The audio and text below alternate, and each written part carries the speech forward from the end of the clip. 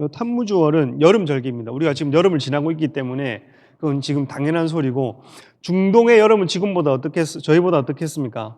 어마어마하게 뜨겁겠죠. 식물이 마를 정도고 꽃이 마를 정도고 열매가 맺지 않는 계절입니다.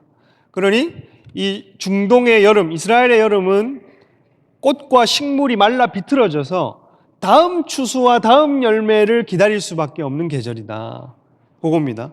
요게 이제 6월, 7월, 태양력으로는 6, 7월에 있고 히브리력 기준으로는 넷째 달에 있습니다. 그래서 성경을 보다가 넷째 달 이렇게 나오면 요 시즌이구나라고 보면 되는 거예요. 그래서 요 여름의 절기가 요 탄무주월, 아부월, 엘룰월 해서 여름 절기가 지나가요. 그럼 요 때에는 좀 전에 이제 다시 말씀드리는 것과 같이 뜨거운 여름이라서 기대했던 꽃과 식물이 자라지 않고 시들어 버리는.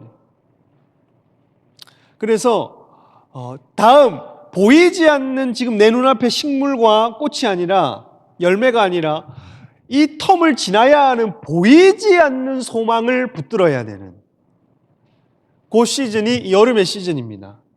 이제 우리가 간혹 얘기를 할 때 마지막 때를 비유해서 겨울을 많이 얘기를 하죠. 겨울. 그렇죠? 이거는 거의 직전을 얘기를 합니다. 근데 이제 마지막 때 9월이나 10월 때 나팔절, 장막절 이럴 때가 가을이고 이 뒤 이후에 겨울이잖아요. 근데 이제 가을은 짧고 겨울이 오기 전에 여름을 또한 마지막 시즌으로 구분을 합니다. 그래서 앞에 여름 시즌은 유혹과 관련이 돼 있고, 겨울은 우리 안티오코스 에피파네스나 마카비 이런 거 얘기할 때 핍박과 박해에 오롯이 집중이 되어 있어요. 이제 구분이 가는 거죠. 적그리스도의 환난도 마찬가지입니다. 그렇죠? 처음에는 유혹으로 다가옵니다. 왜 유혹이에요? 666 표를 줄 테니 모두 다 무릎 꿇고 절해라. 그렇지 않으면 매매도 못하고 아무 쇼핑 못하고 쿠팡도 못하는 거예요. 아시겠습니까? 로켓 프레시가 다음 날에 오는데 그게 안 된단 말이에요. 그런데 이제 그걸 못한다 하니 666을 받으면 매매하게 해주고 거래하게 해준다.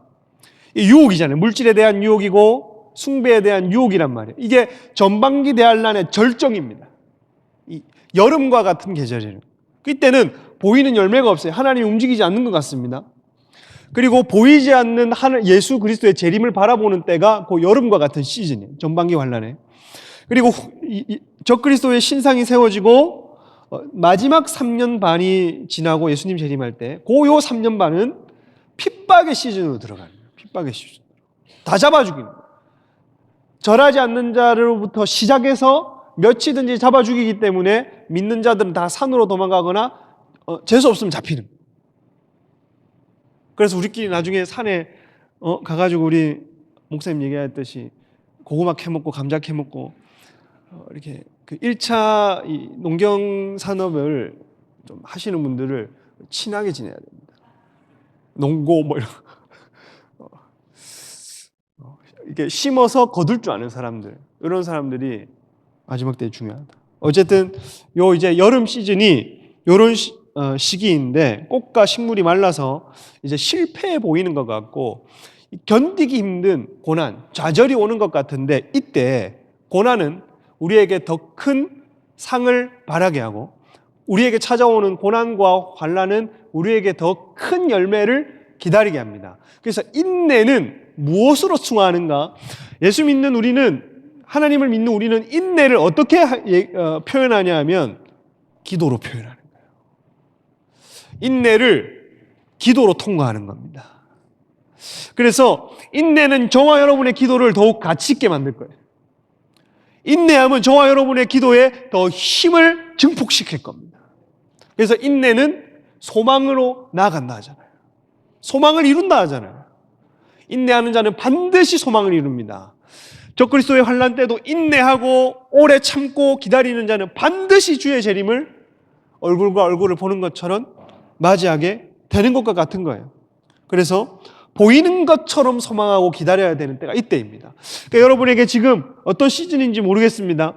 여기 이 시즌으로 요 때로 요 절기로 해석을 하면 각자에게 개인의 고난과 보이는 열매가 없고 또 환난과 여름과 같은 유혹이 다가오는 때, 이때는 특별히 성벽이 무너진 때라서 지금 이때 정신을 차려야 되는데 원수들이 우리의 성벽을 무너뜨리기 위해 진구되어 오는 시기입니다.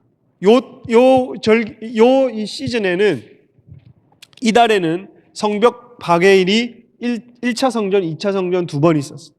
그래서 지금 우리는 그냥 멍하니 있다가 예배하고 기도하러 갈 게 아니라 지금 이때에 이 시즌에 입각한 영적인 수레바퀴 안에서는 우리를 향해서 유혹과 고난과 환난과 이런 것을 통해서 개인의 어떤 환난과 유혹 이런 걸 통해서 어떻게든 우리의 성벽을 무너뜨리기 위해서 적군이 진군하는 시즌입니다. 원수에게 이기시기를 축복합니다. 원수에게 승리하기를 축복합니다. 좌절하시면 안 돼요. 눈에 보이지 않는다고 해서 지금 당장의 사역의 열매라든지 뭐 가정의 열매라고 하든지 나의 어떤 직장 생활 안의 열매라든지 이런 것들이 지금은 시들 수밖에 없는 시즌입니다. 이 텀을 보이지 않는 요 세계에서 보이지 않는 것을 보이는 것처럼 영적인 세계에서 바라봐야 돼요. 무엇으로? 인내를 기도로 통과함으로써 반드시 이 시즌을 통과하면 성벽이 튼튼히 세워져 있겠구나. 지금은 성벽을 세워야 될 때구나. 제가 느헤미야를 예전에 강의할 때 느헤미야의 각 성문에 대해서 자세하게 풀어놓은 이 메시지가 있어요. 이제 성벽을 논할 때는 성벽은 영적으로 치면 하나님 나라를 얘기를 합니다. 성벽은 하나님 나라를 지키는 것입니다. 인내함으로 하나님 나라를 지켜야 되는 겁니다. 이번 시즌의 승리의 열쇠는 인내입니다. 그래서 이것으로 하나님 나라를 지키는 것이고 또 다른 의미로는 경계를 얘기를 하는 거예요. 성전 밖과 성전 안은 분명한 경계가 있어요. 성전 밖과 새 예루살렘 성 안과 성 밖은 분명한 경계가 있어요. 그래서 이 경계를 절대 허물어뜨리지 말고 원수에게 내줘서는 안 되는 때입니다. 타협하는 안 되는 때인 거예요. 그래서 경계를 허물려고 하는 것들을 우리는 감각해야 되고 이것을 지켜내야 된다. 내가 내 성전이라면, 우리는 성전이거든요. 예수님의 성전입니다. 성령을 모시고 사는 성전입니다. 그 가운데 우리 안에 신앙의 요소, 예배와 추수와 어떤 기도의 망대와 이런 것들이 쫙 둘러진 칠 때에 보이지 않는 경계들이 우리 안에 세워지면서 하나님 나라가 성벽이라고 하는 이름으로 우리에게 자리 잡는 거예요. 그러면 성벽이 무너지면 우리 안에 성전이 무너집니다. 성벽을 잘 세워야 되는 시즌이에요. 이 탐무주의 의미를 보면 저기 이제 탐무주의 의미가 뭐라고 되어 있냐면 생명의 아들이라고 되어 있고 초기 수메르어에는 흠없는 젊은이라고 되어 있습니다. 이게 예수님을 모방한 이름입니다. 예수님을 모방한 이름인데 얘가 어떻게 태어났냐면 어쨌든 얘가 요 탐무즈라는 말이 바벨론식 이름이잖아요. 수메르에서 나왔잖아요. 이때에 이스라엘이 자기 이 달의 이름을 빼앗긴 날입니다. 그러니 인내하지 않음으로 오실 예수를 인내하지 않음으로 성벽이 무너졌고 성전이 무너지고 바벨론에게 모든 것이 다 빼앗겼습니다. 포로가 되어버렸습니다. 그리고 또 자신들이 이 달에 대한 히브리식 이름을 빼앗긴 달이에요. 바벨론식 이름만 남았어요. 담무스라고 성경에 되어 있어요. 여기 이제 요 담무스가 신이에요. 신화에 나온 신인데 얘가 어떻게 태어났냐면 족보가 웃깁니다. 니무롯이라고 하는 잘 알죠? 니무롯이랑 항상 이 여자 이름 헷갈린다. 세미라미스. 이름 더럽죠? 세미라미스랑 리무롯이랑 결혼을 하는데 니무롯이 일찍 죽습니다. 니무롯 잘 알잖아요. 적그리스도의 상징. 니무롯이 일찍 죽고 세미라미스가 리무롯을 태양신으로 추앙합니다. 태양신으로 섬기게 해요. 그리고 어디서 사생아를 하나 데리고 와가지고 일찍 자기 남편이 죽었기 때문에 처녀의 몸에서 났다고 신성화시킵니다. 이런 연출을 해버리는 거예요. 처녀의 몸에서 났고 이 어린아이를 데리고 왔기 때문에 왕으로 이제 니무롯의 환생이라고 또 추앙을 해버려요. 이 아들을. 니무롯은 이미 태양신으로 숭배받았고 니무롯의 환생이 요 아들이다. 이렇게 되어 있고 요 아들이 너무 어리기 때문에 담무스가 너무 어리기 때문에 요 세미라미스 이 여자가 자기가 여왕 노릇을 하고 왕권을 가져서 또 자기 아들이랑 결혼을 합니다. 집안이 개파이죠. 왜냐하면 권력을 지기 위해서. 이게 모자신성, 그러니까 모자숭배의 기원이 됩니다. 모자숭배의 열매가 뭐예요? 가톨릭의 마리아와 아기 예수. 가톨릭 가면 맨날 예수님은 아기야. 맨날 아기야. 우리는 왕으로 오시는 예수님, 십자가에 부활하신 달리신 예수님, 십자가에 부활하신 예수님, 마지막 때에는 심판을 포도주를 밟으시는 예수님, 기적을 행하시는 예수님인데 항상 가톨릭에 보면 예수님은 애기야. 애미가 높아져 있어. 그 애미 숭배를 하는 거예요. 보면 다 가톨릭을 보면 마리아님 하면서 예수는 아기 예수로 표현을 많이 시키고 이제 모자 숭배를 하게 만들어요. 이게 고대에서부터 이 담무주 때부터 기원해 내려오는 겁니다. 여기 보면 에스겔서 8장 14절 한번 볼까요? 에스겔서 8장 14절. 에스겔서 8장 14절에 보면 여기 여인들이 애곡하여서 담무스를 위하여 운다 이렇게 돼 있잖아요. 이게 왜 우냐 하면 여름 때에 뜨거운 열기 때문에 식물이 죽어서 열매가 죽으면 담무스가 같이 죽었기 때문에 여름에 식물이 죽는다 이렇게 봤습니다. 고대 사람들은. 그래서 저 식물이 죽는 거는 담무스가 죽는 거야 라고 하고 그 아까 아까 또 헷갈리네. 어쨌든 그 독한 여자가 남편이자 자기 아들을 다시 지하 세계로 내려가서 지옥이지요. 살려내면 식물이 그 다음 해에 살아난다 믿었습니다. 그래서 6월, 7월 때에 어떤 제사를 드렸냐면 6, 7월에 사람들을 모아놓고 담무스 숭배를 하고 여인들이 저렇게 애곡하고 우는 이유는 여름에 식물이 안 나고 열매가 안 나니까 자기 수확이 없으니까 담무스를 위해서 우는 거예요. 그 우는 모습은 이스라엘 백성을 얘기하는 겁니다. 이스라엘 백성이 하나님을 인내함으로 기다려야 되는데 인내와 기도로 기다려야 되는데 담무스에 딱 사로잡혀서 내 풍요는 담무스가 주는 거야. 내 만족은 담무스가 주는 거야. 세상이 주는 거야. 쾌락이 너무 좋고 세상의 풍조와 세상의 문화와 이건 너무 좋아. 그래서 이 인내하지 못하고 담무스를 섬기게 됨으로써 여기 나오는 이 어떤 그 애곡하면 그 여인들이 애곡을 하면 그 눈물을 가지고 아까 그 담무스의 엄마가 그 눈물 때문에 그 감동을 받아가지고 애를 다시 끄집어내서 부활을 시킨 그렇게 해서 다음 해에 풍요를 준다 이렇게 돼요. 그래서 매년마다 이 제사를 드리게 합니다. 그러니 사단이 모방을 하는 거죠. 뭘로? 유혹으로 모방을 합니다. 여러분 진짜가 오기 전에는 반드시 가짜가 옵니다. 진짜가 오기 전에 가짜가 옵니다. 그래서 어떤 복이 주어지거나 우리 삶 가운데에 기쁨이 주어졌을 때 이게 어디서부터 왔는지를 우리는 분별을 해야 돼요. 이게 하나님께로부터 왔는가? 세상의 만족인가? 세상의 기쁨인가? 진짜가 오기 전에 반드시 가짜는 우리를 유혹하게 되어 있다. 그래서 이 백성들이 이 축제에 어떤 일을 벌였냐면 요 6월, 7월 담무스를 숭배하는 축제에 신전 창녀들이 또 나와가지고 이렇게 또 이스라엘이 집단적으로 성행위를 하게 되는 거예요. 난교를 펼칩니다. 그러니 이스라엘 사람들은 얼마나 이게 유혹이겠어요. 인내하고 버텨야 되는 시즌인데 눈앞에서는 사람들이 음행을 행하고 있고 축제를 벌이고 있고 그러고 있으니 믿는 이스라엘 백성 앞에서는 유혹거리이고 믿음을 지키기 힘들고 나는 기도의 자리 여기를 지켜야 되는데 내 눈앞에서는 온갖 세상의 문화와 풍조와 기쁨과 만족과 쾌락이 확 지나가니까 요 시즌 6월 7월을 버티지 못하고 넘어지면 지는 거고, 끝까지 이 음행에 참여하지 아니하고 이 술 파티와 세상의 기쁨과 만족과 문화에 참여하지 아니하고 6, 7월을 버티는 사람은 승리한 겁니다. 인내만으로도 승리한 거예요.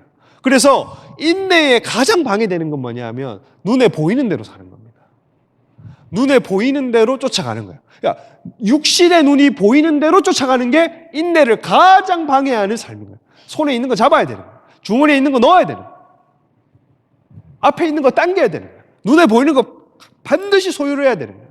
근데 인내는 뭐냐 하면 보이지 않는 그 다음을, 가짜, 진짜가 오기 전에 가짜를 걸러내고 그 다음을 보는 겁니다.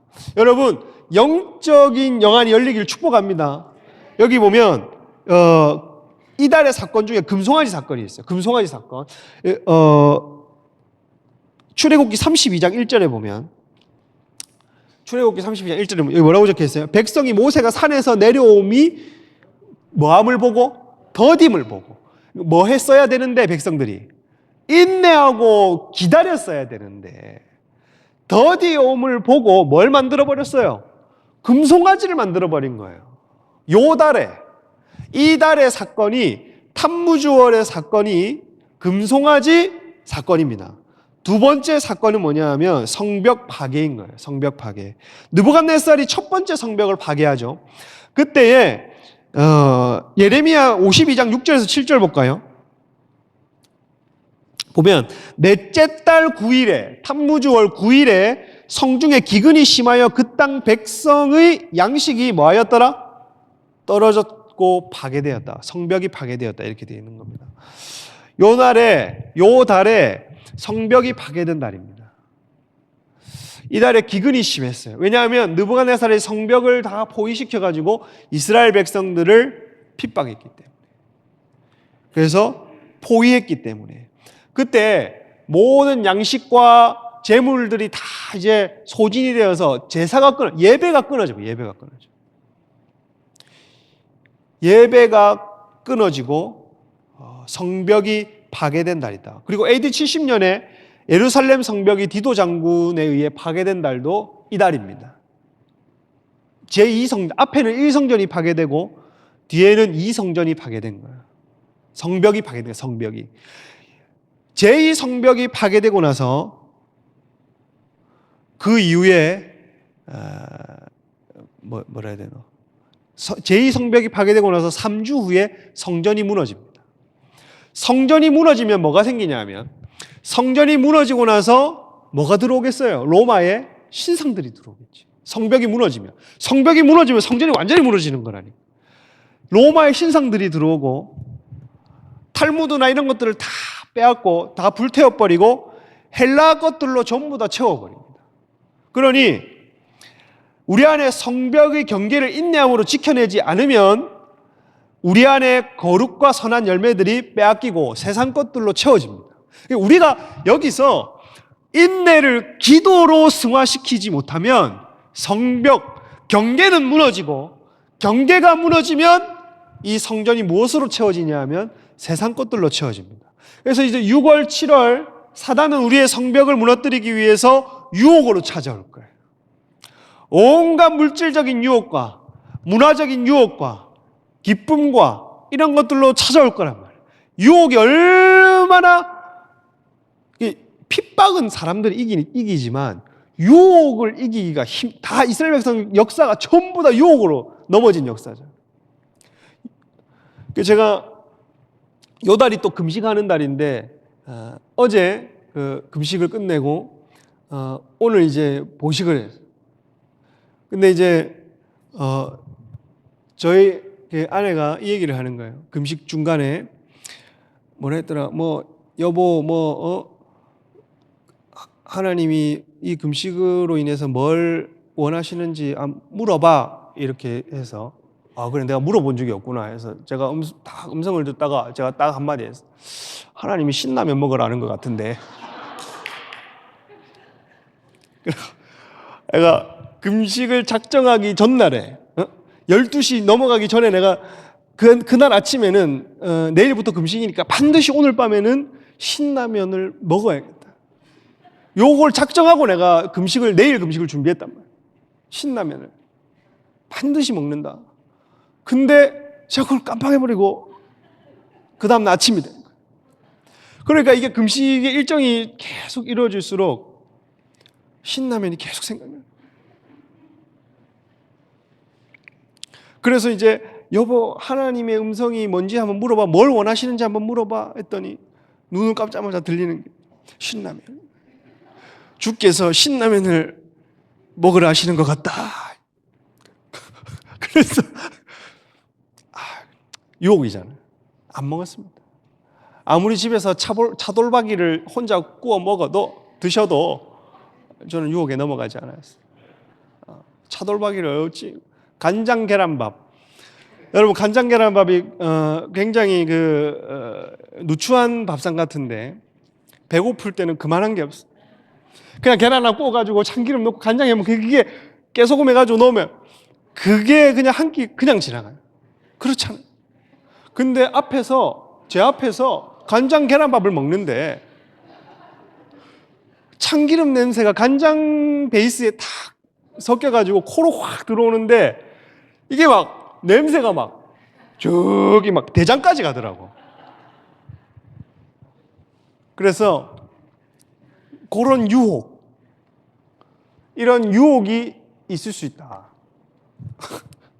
그래서 요 탐무주월에는 성벽을 파괴하는데 우리를 유혹으로 넘어뜨리려고 한다. 파괴라고 해서 막 부수는 게 아니라 하나하나 우리를 연약한 것들을, 돈에 연약하거나 뭐 어떤 사람 관계에 연약하거나 감정에 연약하거나 뭐 이런 것 연약한 것들을 하나하나 유혹해서 우리를 무너뜨린다. 그리고 이달은 금식의 달인데, 금식의 달이 이제 왜 금식의 달이냐면 첫 번째 성전, 두 번째 성전이 다 파괴됐으니까 요 날을 애도하기 위해서 21일 금식을 합니다. 그래서 금식으로 인해 영적인 감각이 되살아나는, 영적인 감각이 살아나는 달인 거예요. 아까 제 후각이 살아난 것처럼 막 이 대장까지 냄새가 들어가는 것처럼 막 감각이 다 살아나는 금식 기도의 달인 겁니다.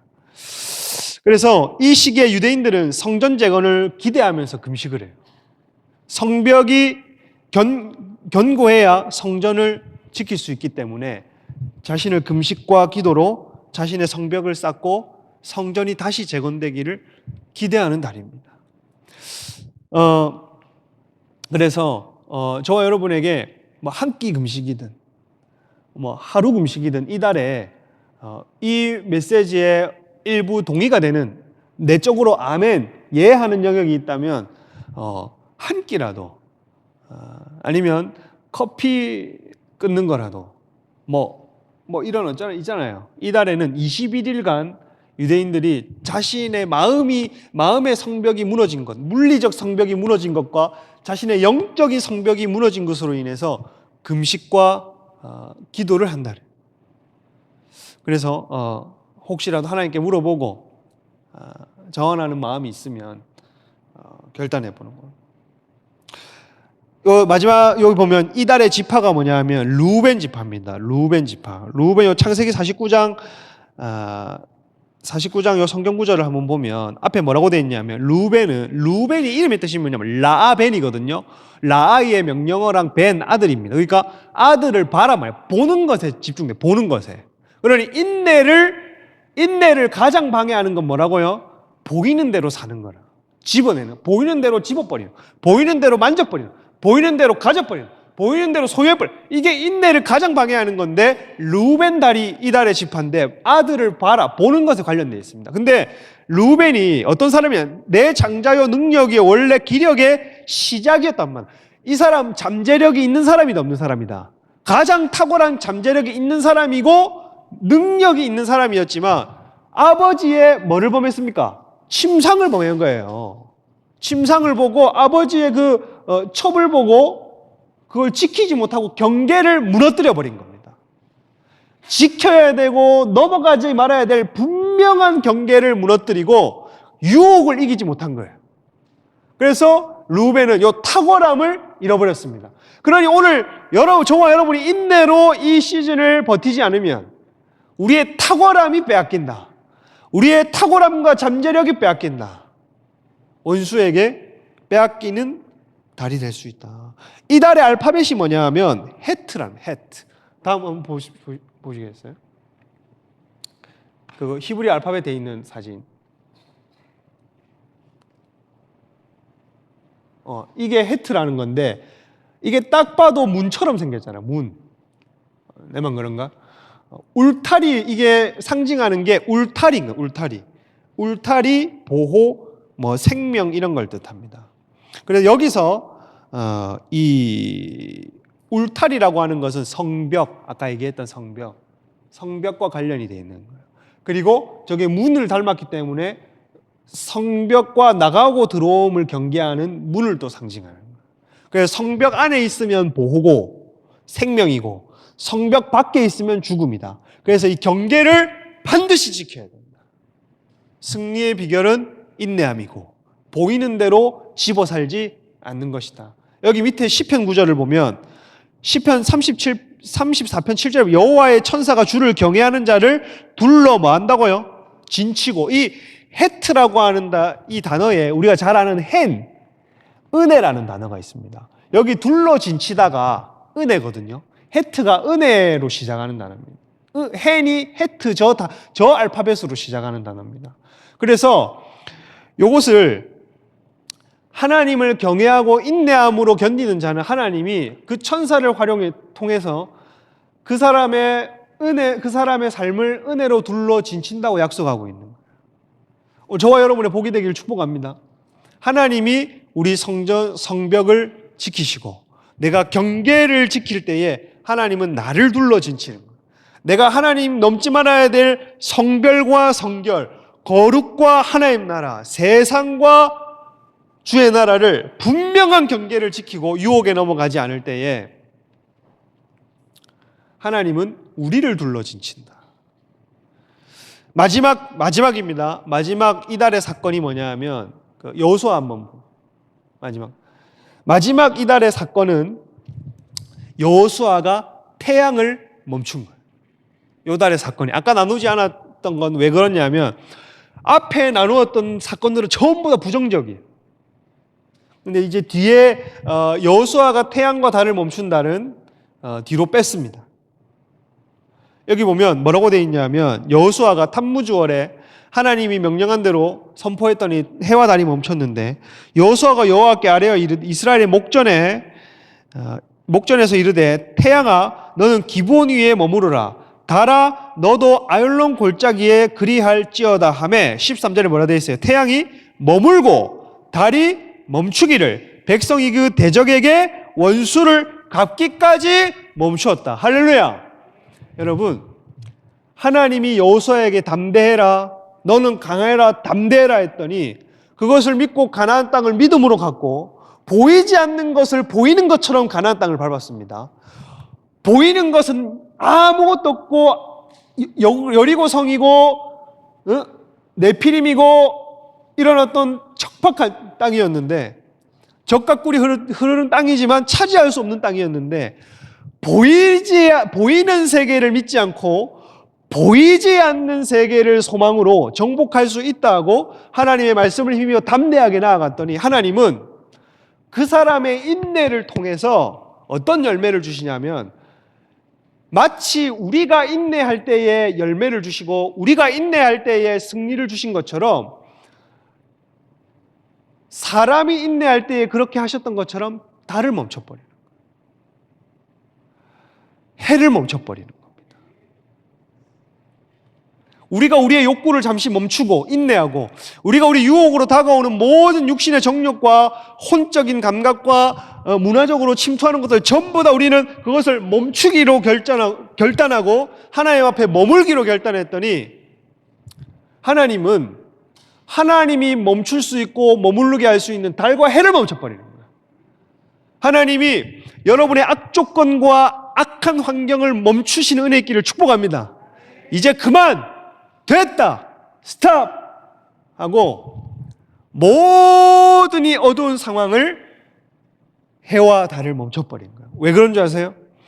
해가 길어져야 진멸할 수 있기 때문에, 보이기 때문에.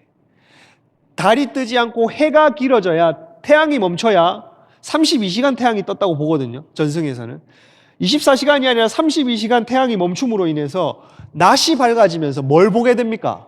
어둠을 보게 되는 게 아니라, 또 좌절을 보게 되는 게 아니라, 아, 해져서 또 전쟁 끝났네, 진멸 못했네, 어둠과 좌절과 실패를 보는 게 아니라 해가 길어짐으로 인해서 하나님이 주신 열매를 보는 거예요.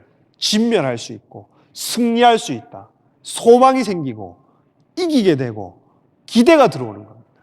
그래서 우리의 악조건, 우리의 악한 환경들, 나를 둘러싸고 있는, 성벽을 둘러싸고 있는 것처럼 아모리 족속이 주변을 둘러싸고 있을 때 하나님은 태양을 멈추죠. 저와 여러분의 환경을 멈추는 겁니다.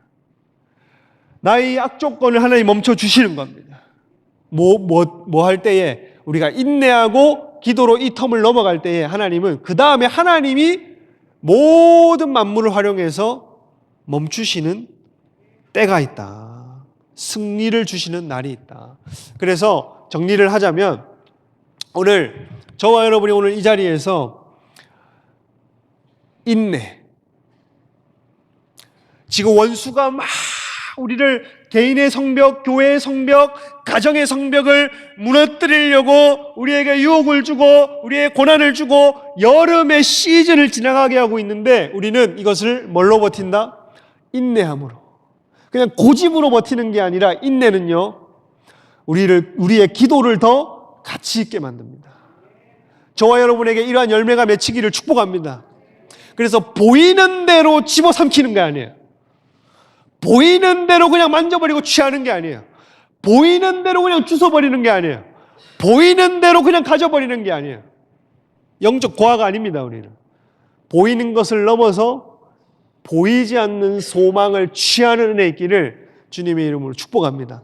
우리 한번 기도하고 나가도록 하겠습니다.